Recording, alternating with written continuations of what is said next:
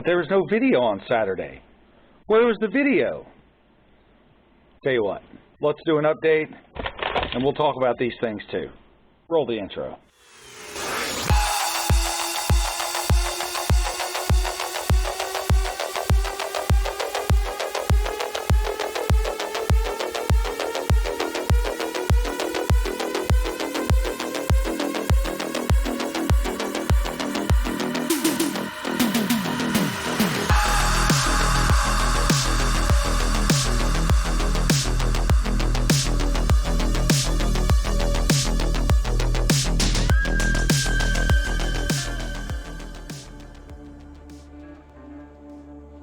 Welcome back, you guys. Welcome back to the channel. So, there was no video on Saturday, and I'm sorry. I'm sorry. But we're going to get into why a little bit. I'm going to straighten some things up, and never mind what you see sitting here on the desk. This is a working project. This is and I've talked about it several times on my channel, this was the absolutely destroyed Game Boy that I bought. And when I say destroyed, come on. The main circuit board here was absolutely, you can see it kind of, where it's all rotted away, and I had to sand a bunch of the traces down and then reconnect a bunch of them, and this has got absolutely weeks of work in it, and I've got it where it'll mostly turn on regularly, but that video is coming eventually. That's just one of those. It was a dead console when I bought it. It was listed as not working. When I opened it up and found out why, it had massive battery damage. That one is coming. This one is also coming right here. This is an Atari 2600 Junior, and I'm working on building up a AV mod to it, a composite mod to it right now. I don't have everything nailed down, but I have gone through and got it all on video. I've replaced all the capacitors on it, tuned the board up quite a bit, made everything look and work a lot better. I've got it to where I can start getting some flickers on screen, but it's not 100%, and so I'm not going to move forward with the rest of the video until I got that nailed down. But you guys will see all that on video. This is a good little board. I got that one for fairly cheap. I've also got a Dreamcast video, or not a Dreamcast, sorry, not a Dreamcast video, a Saturn video coming very soon. So that is definitely coming. I got a Sega Saturn that didn't work. I've always wanted one. I don't have one in my personal collection, which is weird for me because I've got just about everything else. But that video is actually 100% done. So that video is coming. But why was there no video on Saturday? Well, I want to talk about that a little bit and explain why there was no video this Saturday, so you guys don't think that I forgot about it completely. And we're going to talk about these little Gizmo toys here in just a second. But those of you that watch my channel regularly know that it wasn't too long ago I had a bit of a heart surgery. And I say a bit of one. They didn't have to crack my chest open or anything like that, but I've got a disease called Wolff-Parkinson-White, and the short and sweet version of that is my heart has some extra electrical wires running around it, is the short way of explaining it. And they had to it gives extra pulses, which causes my heart to flutter and race and all that stuff. And it can be pretty dangerous in the grand scheme of things. It can be, and it's pretty rare, especially to have it to the level that I had it. But they went in and did a surgery, did an ablation surgery on me, which was great. However, I've had a few problems since, a couple of flutters and stutters, and then the other day, my heart went back to the old racing game. And it wasn't nearly as bad as it had been before. It peaked at about 180, which again is nothing to scoff at. That's pretty high. It's definitely dangerous. But it settled back down pretty quick, and so I've talked to the doctor, and I've got some appointments coming up and stuff like that. But we're going to see how that goes. And so as far as what they're planning on doing, we're at the phase where, you know, I've kind of talked to the doctor on the phone a little bit and through a little messaging app and stuff. And fortunately, the link recorder that they put in my chest, it's an implantable heart monitor. The link recorder did catch the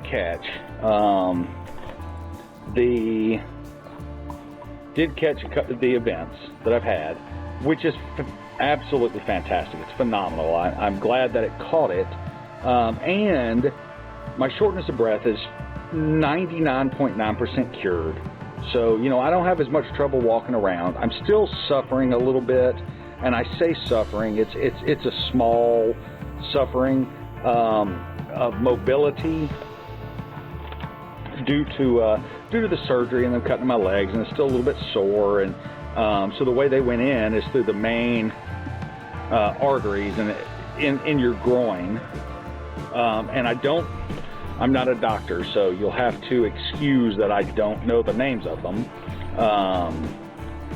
And I certainly don't want to mispronounce it and offend anyone in the medical business, in the medical field, with my ignorance.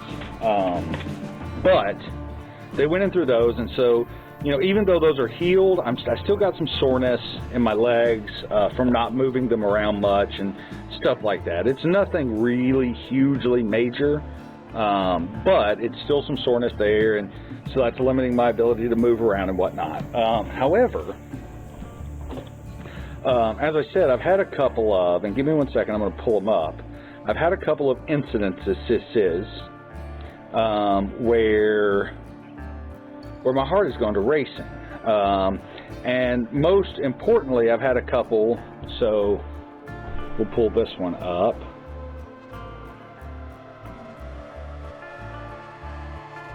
Let me see if you guys can see that. So this was about 150, 160 beats a minute, and you guys aren't going to be able to see that real well on screen, and I do apologize about that.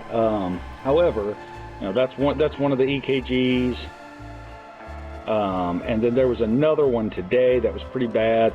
We got up to about 180, and I recorded 160, and then a little bit later I had some unique flutters, and I say some unique ones. Let me see if I can find it for you on here. There you go. There's a big swing you guys can see. And so what they're looking for is the delta waves, these slurred delta waves, which are coming up into the peaks. But this right here is a huge glitch, and there's been several of those instances. I'm not going to go into it, but that has, again, it's not nearly as bad as it was before, but it is still, it's very scary, and it's a little bit debilitating, and it's quite disheartening, because, you know, hope for the best, prepare for the worst and all that, but I was really, really, really hoping to be done. And we're not.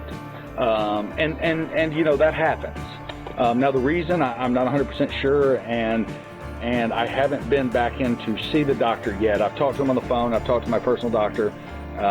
You know, I haven't been in to see the cardiologist yet, but I've talked to him, and he's got some concerns and whatnot, but we're going to manage it. We'll figure it out, and if it's another surgery, then it's another surgery. So that's why I kind of haven't been, and yesterday was kind of I felt a little bit off yesterday, so at any rate, that's why there's no video on Saturday, because I've been kind of mentally recouping, and so I apologize about that. But I did want to release a video this weekend, and I wanted to take a few minutes to talk, to kind of update everybody on where some of the videos were at and why they weren't hitting yet and all the other stuff.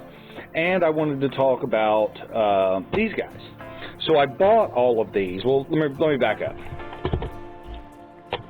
I bought this one. So I was browsing around on Amazon, as I'm prone to doing from time to time, and just kind of looking around and seeing what kind of cool gizmos or toys or whatever else Amazon had for sale. And I came across these, and they're from a company called Micro Arcade. And the first one that popped up for me was the Oregon Trail.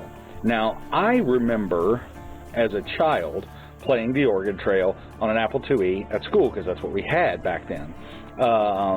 And I haven't really played it since, because I don't have an Apple IIe, and getting an Apple IIe is not exactly the easiest thing in the world. Let me find a cord so I'll plug this thing up, because it is absolutely as dead as a doornail. But I saw it and I went, holy crap. If that is the original version, then you can shut up and take my money right now.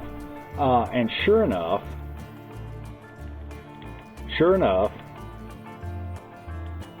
it was. It is the, and let me turn the sound on for you guys.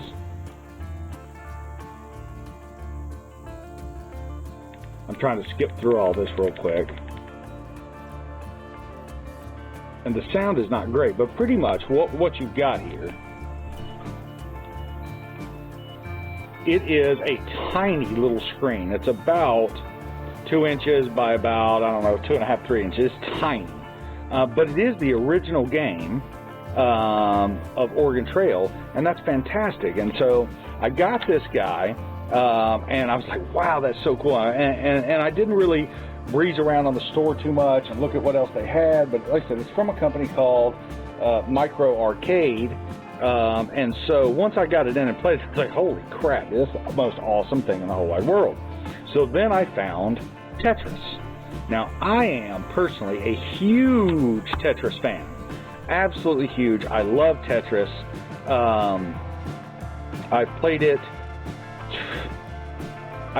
since it came out on the NES. Like, I have played nearly every version. I'm not going to say I am a Jonas Neubauer, God rest his soul, and, you know, remember the fallen, and we all love Jonas. I'm not that skill level at all. I'm not competition level. However, I ain't bad. But I put a lot of time into it, and I haven't really played in a while.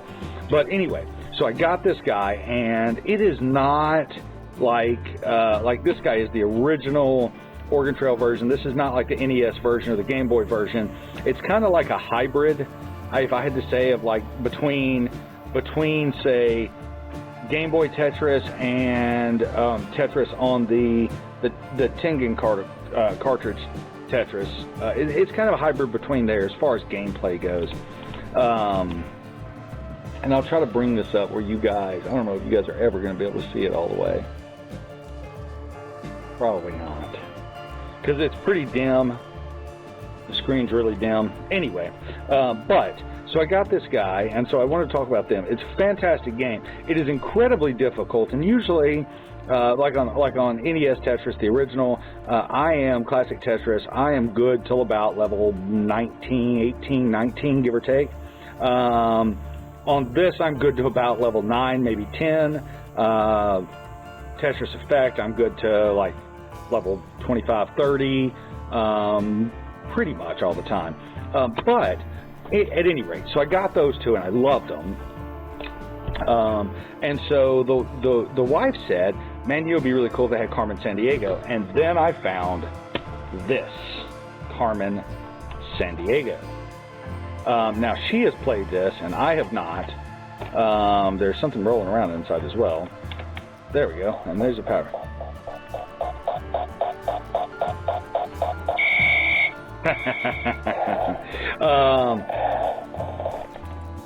So, I thought today, this is Where in the World is Carmen Sandiego, and this is an exact clone, and it's kind of, you can kind of tell by the look at it, it's kind of designed to look-ish like an Apple IIe. It's not an exact replica by any stretch of the imagination, but the game is exactly what was on the Apple IIe back in the day that I used to play in school. And so how cool is that guy right there? Now, these tabs on the back were just a twist to hold it in the box. We're going to take probably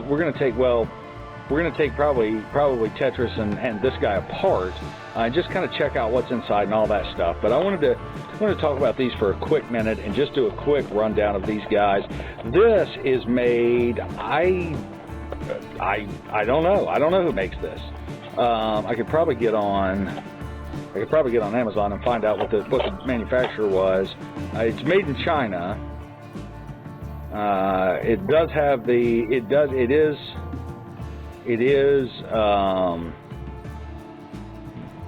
okay, so it's made by Basic Fun in Boca Raton, Florida, at any rate. It does come with batteries included and all that, but it is licensed through Huffman Mifflin Harcourt. If you guys remember those, when you were a kid going to school, that's you know, if you're as old as I am, you know, that's who made the books when you were going to school. I don't know who makes them now, but those guys made all the books when I was in school anyway. And so, you know, if you got a book, that's who made it. But now, the one thing this game does not come with, and it was not in the box, and the wife was a little bit perturbed by it, so to speak, is it does not come with the book, right? So if you played this game on the 5.5 floppies, so 5 1/4 floppies, I don't remember, yeah, 5.5, 5 1/4, whatever it was. If you played these, what the crap? There's a whole button in here. Why the crap is that? It's broken. Is it broken? I don't know. I don't know, and I don't know where that goes. That is so weird. Just kind of floating around. There's just a button floating around inside of it. We're going to have to find out where he goes for sure. But if you guys played this as a kid, you will remember. You will remember very strongly that you had to, if you didn't have the book for this, you weren't playing it. And you could turn it on, but there was no chance of you winning because it gives you clues. That's the whole idea. Is you're trying to solve the caper of the whodunit, so to speak, and so you'd travel from place to place, and then you'd go in, you know, to the hotel or to the pool or wherever else, you know, or to the food court or mall, and you'd have to figure out who committed the crime, you know, who the bad guy was, and you couldn't do that without the book. It was not possible. Oh, so this goes in here, and it pushes on this reset button right here. Okay, so maybe it just fell out when I took the back off. I'd be willing to bet that's probably what happened. Okay, that makes sense.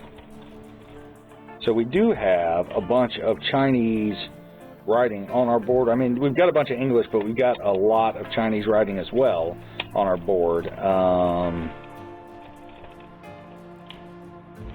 This is all fairly standard-ish. Just kind of breezing around in here, looking at what we've got. We got a couple capacitors. Well, a couple of electrolytic capacitors, and those will eventually be a problem for us on this. And these are 47 microfarad capacitors. Well, that one is, okay, so we got a 47 here, a 47 here, and 100 microfarad here, 6.3, 10 volt, and 10 volt. So you could theoretically, you probably wouldn't want to, but you could theoretically swap those guys out. You could theoretically. The soldering is not very good on this. Not very good at all. However, if I had to wager, this is not made. It's not built very well, and the price on this is pretty cheap as well.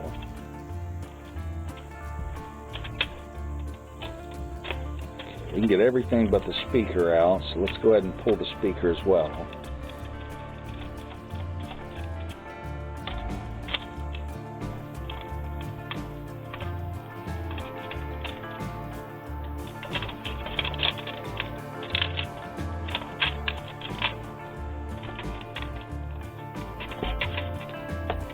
Okay. So inside we've just got a bunch of stamped plastic pieces and a little plastic. That's pretty, okay, so this is not really nice, but necessarily, but all they've got is just a piece of plastic for the lens in here, and so to protect the screen. And so if this ever got scratched up, That is thin enough and flimsy enough. The little plastic picture frame holders that you can buy, you know, the little plastic picture frames, or the picture frames that have the little plastic screen. Sorry, that would work perfect as a replacement for this. It would be absolutely perfect for this guy right here. So you could certainly replace him as it became damaged. There we go. So he goes that way. And then just taking a look at our board. Okay, just a simple screen, nothing special there. It's not an IPS panel, it's just an LCD. We've got, let me find my tweezers. So we've got our capacitors that we talked about. We've got our clock here. They've definitely epoxied the main chip on it. Simple reset switch, and of course our ketchup and mustard cables and all the rest of it, and then a simple reset switch on it. But the soldering, you can tell, I don't know if you guys can look at it and see all the residue left over, and the quality of the joints is not real great. So, and there's a bunch of flux left. You could absolutely come in here and tune this guy up a bunch. You really could. You could definitely replace these electrolytics with a higher quality one. I don't know if it'd make any difference. We've got a header over here. It says ice. I don't know what that's for. And then we've got a bunch of there's no JTAG connector on it, obviously, but we've got a bunch of connection ports and a bunch of test points all over the place. Somebody smarter than me, I'm sure, could probably hack into this guy and figure out what all these are. You've definitely got VDD, resistor, RST, and then NC. Normally, some Schottky diodes and some transistors, and everything else is just going to be resistors and capacitors. Probably power, probably audio over here. This is probably our audio circuit because it's all coming this way. Not digging into it too much. Just kind of wanted to take it apart and show you guys kind of what was in here. Like I said, we're not gonna mod this thing. We're not gonna do anything to it. Just kind of one of those, you know, we got it, it's here. Let's take it apart and take a look at what's inside. It works, so, you know, there's no point in repairing anything. And we could come in definitely and, you know, replace those capacitors and tune up the soldering on it and all that good stuff. We could do that, and there's certainly a case to be made for doing that. However, I don't see the point in it as of right now, because again, the thing works, and it's still brand new, and so the chances of those capacitors going bad is pretty well slim to none. You do want to make sure before you go screwing this guy down. See, my screen's not sitting all the way in. If you're not careful when you set this guy in here, you could definitely crack the screen. For sure, you could do that. For sure, you could do that. Now, there we go. If you crack that screen, it should be easy enough to replace. You guys saw and kind of lifted it up. It's nothing but just a flat ribbon cable there. So desoldering that guy would be a bit of a challenge. Those little flat ribbon cables like that are always a bit of a challenge to desolder, but replacing the LCD shouldn't be a big deal. Now, when I say that, you know, if you don't have some level of skill, I wouldn't. But honestly, I think I gave maybe $25 for this whole thing. So, I mean, by the time you buy a screen, you know what I mean? At, you know, $10 all in by the time you get it here, it's just, I mean, I don't know that it's cost effective to repair it. If you do crack the screen, it's probably one of those that's cheaper to just buy a whole new one, you know, in this particular case. However, you know, this will never be one of those, you know, super collectible things, or at least I don't think it will be.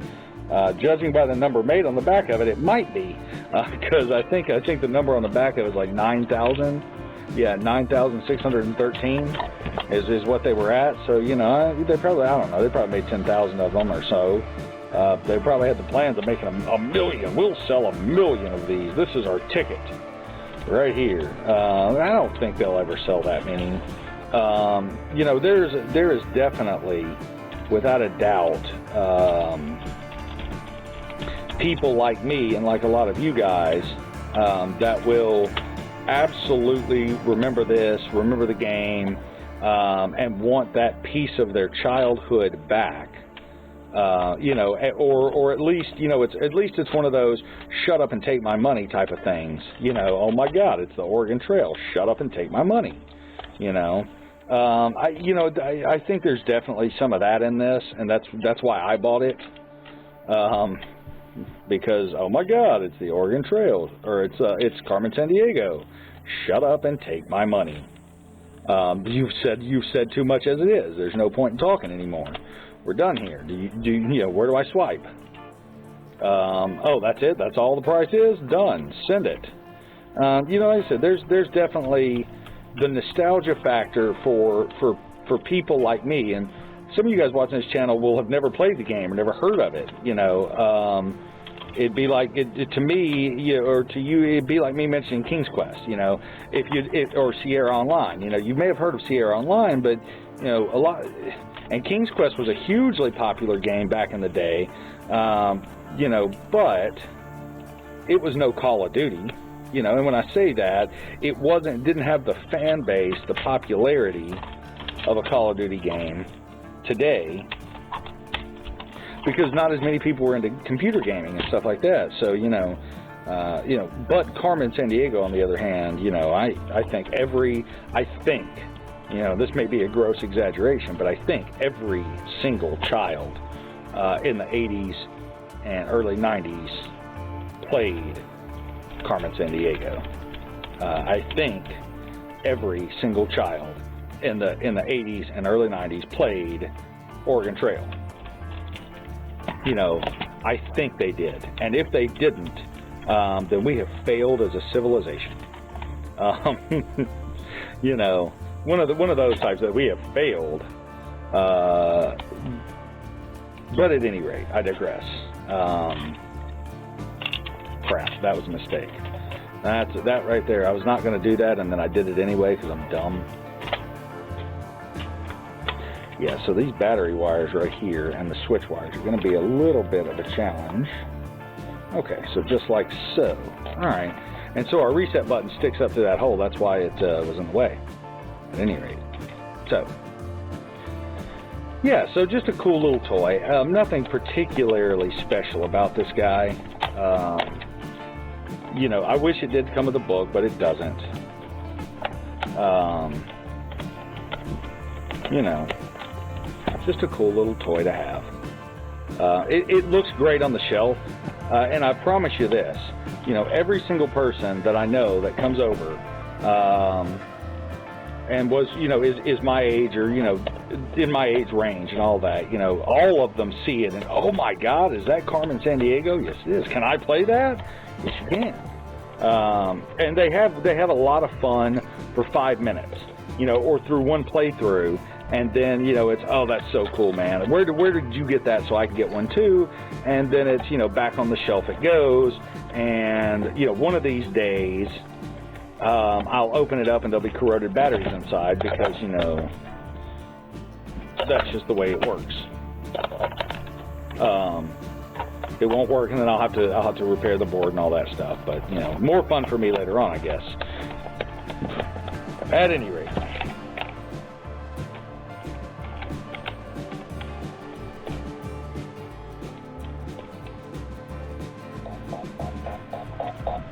Cool.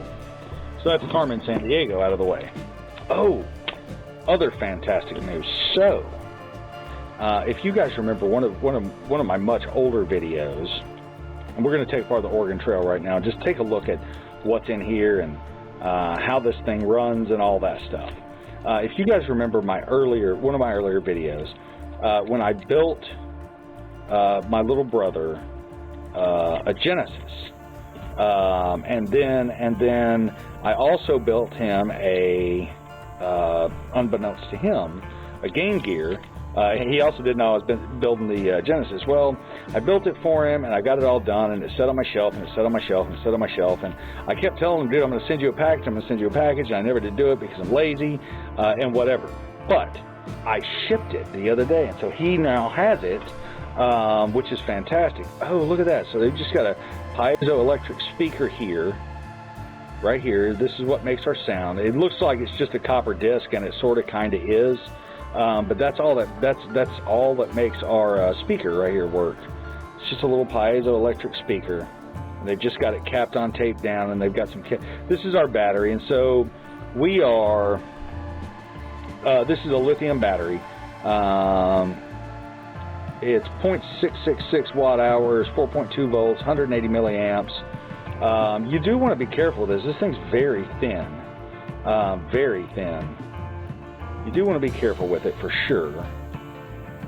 And I'm going to try to get this out of here without tearing anything up. Okay, so there we go. So that's out. Buttons just drop down inside. Simple little ultra small D-pad, and both of these two buttons here are linked together. There's a little piece of plastic right there, and then they've got just a small piece of tape that's put on here to give the black screen around, or the black border around the screen. Nothing special. So on the actual board, we've got our screen mounted. The screen is replaceable. Right here, you can flip that guy up and pop the screen right out.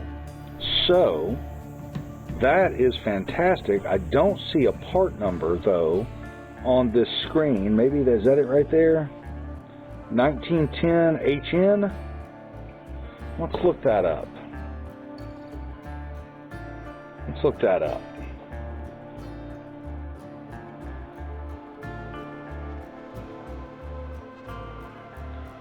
LCD 1910 HN.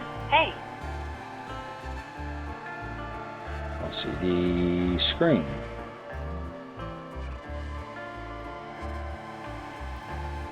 Okay. So that's not a part number. If it is, it means nothing to us. Huh. Let's go to Amazon. Orders.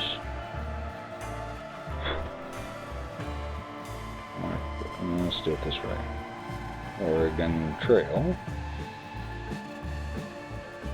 Aha. Micro Arcade. So I was going to look this up for a reason. So the price on this guy is 20 bucks, and they've got Space Invaders and all sorts of other Atari games. And it comes with a little, I don't know if you guys can see it on the screen. It comes in just a little flat pack cartridge and or cardboard cut thing, and it does have a charge cable that comes with it and all that. It is very handy, but I was wanting to look and see what the size of the screen was.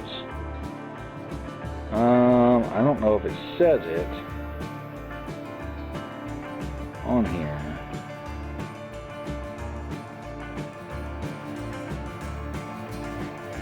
The whole size of it is 3 1/4 by 2 by 0.375. It says one LR44 battery. That is not an LR44 battery. We'll gloss over all of that.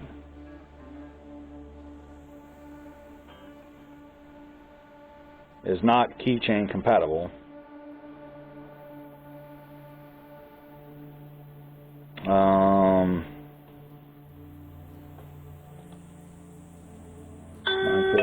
Shut up. Micro arcade screen.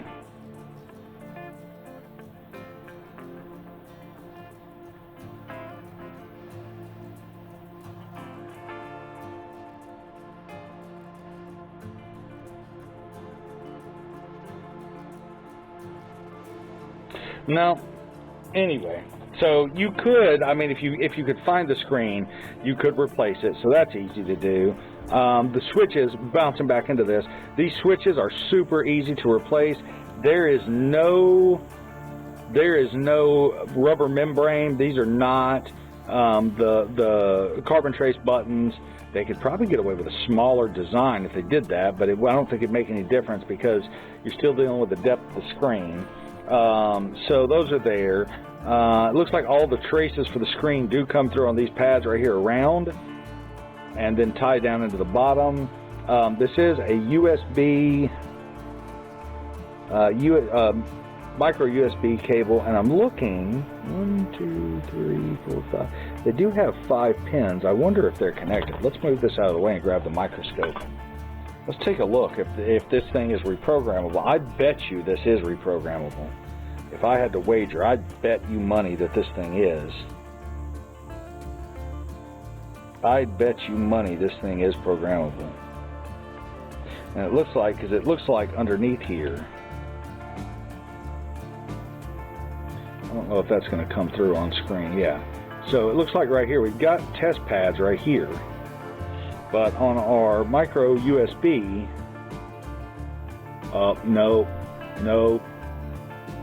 no, because these guys are not soldered to anything on this side of the board. So we've definitely got our power.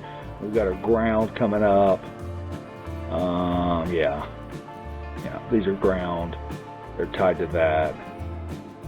Yeah, so just power and ground. So if you had to reprogram this guy, it looks like the only way in it would be into these ports right here, which I'd be willing to bet you. I don't want to take this Kapton tape off, but I think I'm gonna. See, I'm very curious about it now. I want to see what's underneath this battery, really. Let's set him aside. Here's our little piezo electric speaker, and we're going to gently lift up on him because he is stuck to the battery somehow. Is there some sticky tape? You want to be careful. You don't want to put too much pressure on this battery. It is not a hard shell. And it will rupture. And you could also damage the speaker.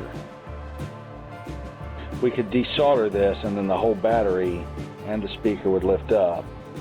Tell you what, let's do just that. So it looks like the easiest, safest way for us to get access underneath the battery is going to be to desolder these guys right here. So we'll do that as soon as the soldering iron comes up to temp.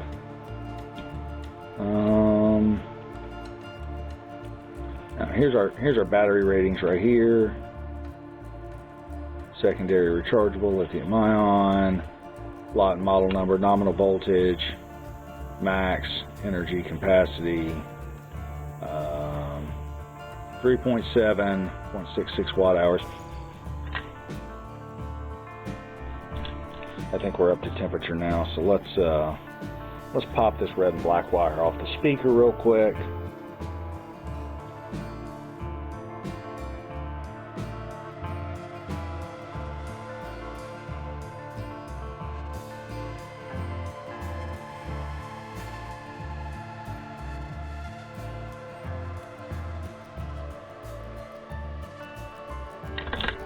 There we go. Is the battery sticky down too?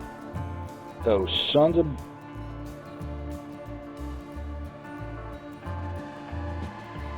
It is. They have put sticky tape under the battery.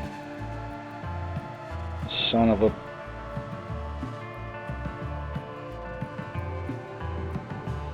And I don't want to pry on it. And you shouldn't pry on it. I could probably slip a credit card or something down through there. Maybe. Or I could take... Might be able to pull it off with this guy. Maybe. I don't know. He's too thick. If I empty the contents of one of these electrostatic bags. These things are great, by the way, for doing stuff like this. Let me take all these little transistors out of here real quick. Come on. There we go. And let's see if I can slip this bag down here in between this. There we go. Just a little sticky tape. Okay, so it looks like we've got J1 written here. And that's this right here that you're seeing. This discoloration is just capped on tape they've got. I don't see. There's no chips on the back of it at all. I don't know if you guys can see that. There's no chips back here. Everything is going to be underneath. Again, this guy right here. They did have the good sense to protect with some foam on our battery terminals right here, so that nothing could sit down and connect with them. What I'm curious about, though, is if you look at our micro connector, 1, 2, 3, 4, 5 through holes right here, but they're all tied to this plane. I would be interested to see this jumpers to there, this comes up and goes through, this one goes through there, this one goes through there, this one jumpers through there. I would be interested, I would be willing to bet that if you wanted to reprogram this, you could do it via this. What software and whatnot they use, I don't know. We do have P739T version 3.1, 20200-417. That's just going to be your make and model number on it. We're going to set this guy back down. And we're going to resolder down our speaker wires.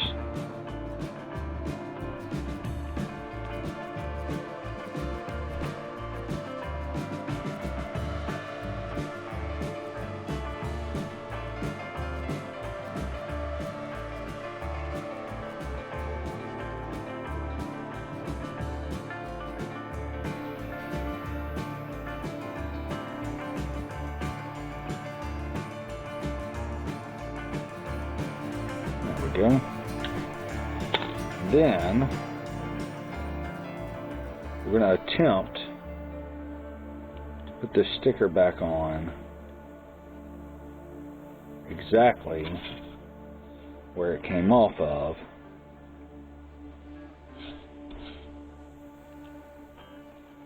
Because it peeled up some of our battery there. If you can see that, so we're going to attempt put this guy back on, just like so. There we go. That's not too bad, is it?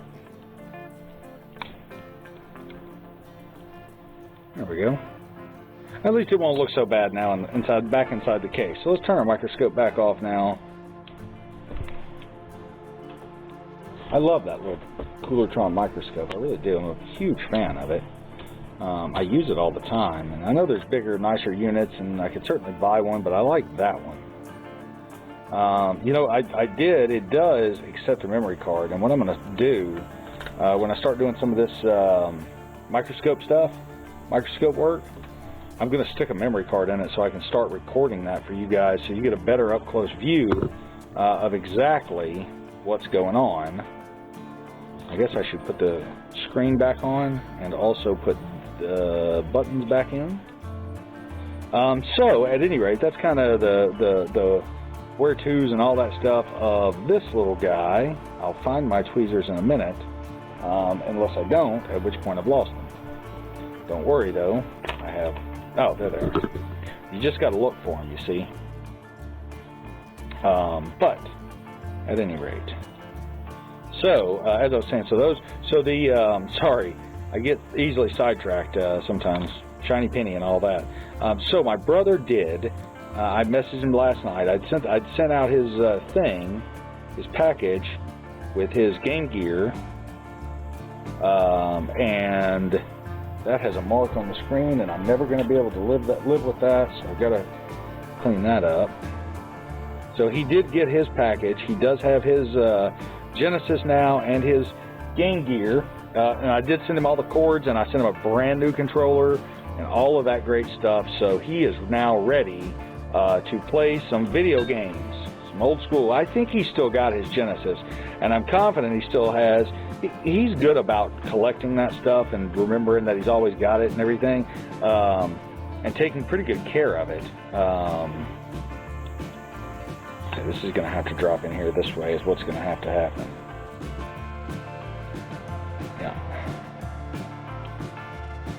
Yeah, it's got to drop in there from the top, has to, and then this can just push down.